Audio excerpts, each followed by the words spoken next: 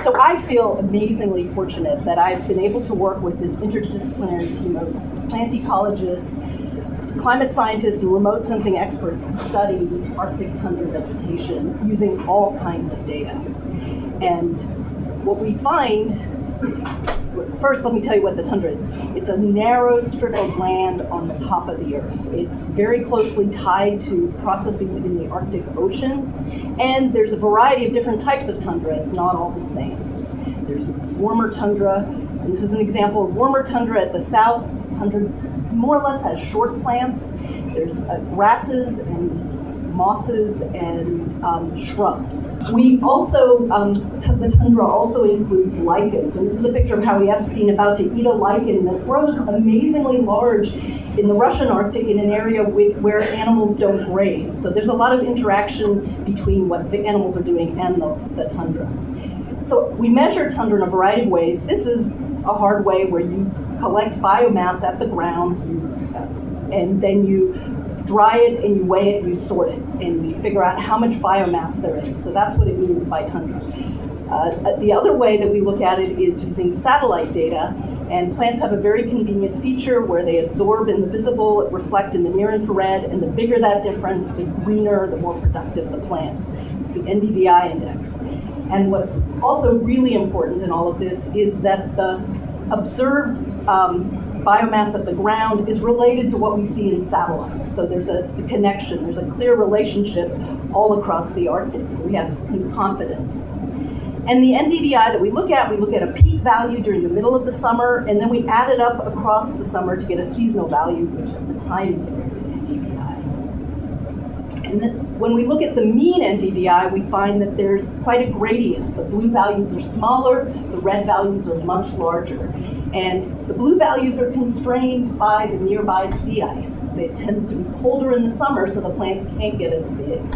And that's the area where we have sea ice all throughout the summer, and it's very closely tied to the tundra plants. And in the other parts of the Arctic where the NDVI gets much higher and the biomass is greater, there is less sea ice. And what we find is, because the sea ice is declining, as the sea ice goes away earlier in the spring, that has an impact on what the biomass of the tundra is doing.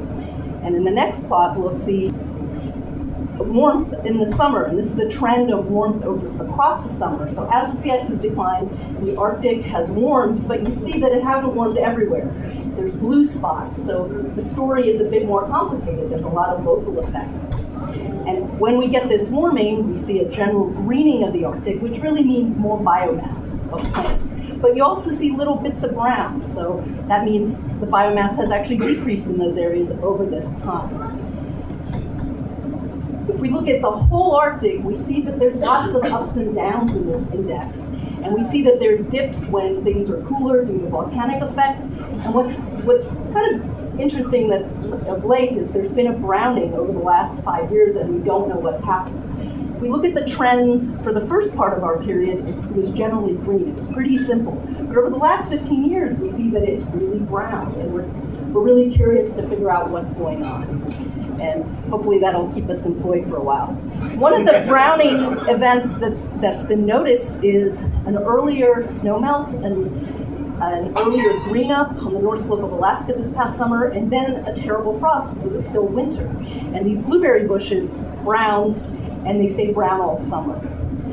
So the tundra is important not just in terms of the plants, but what's going on underneath. For the bigger picture, there's a lot of organic carbon below the tundra, so what the plants and the permafrost are doing are important part of the story. And again, people are a really important part of the story, because there's people who depend on the tundra for their livelihood. The Nentsy, who are reindeer herders, depend on what's happening with the tundra and what's happening to the vegetation. And I think as we talk about climate change in the Arctic, there's effects on the biota, but there's going to be serious effects on the people, which, because I only have 10 seconds, I can't really tell you, enumerate here today. And we couldn't do any of this research if we didn't have long-term observations from satellites and from ground. And it's really vital that we don't let these records fall apart and we continue them in order to understand the climate in the future.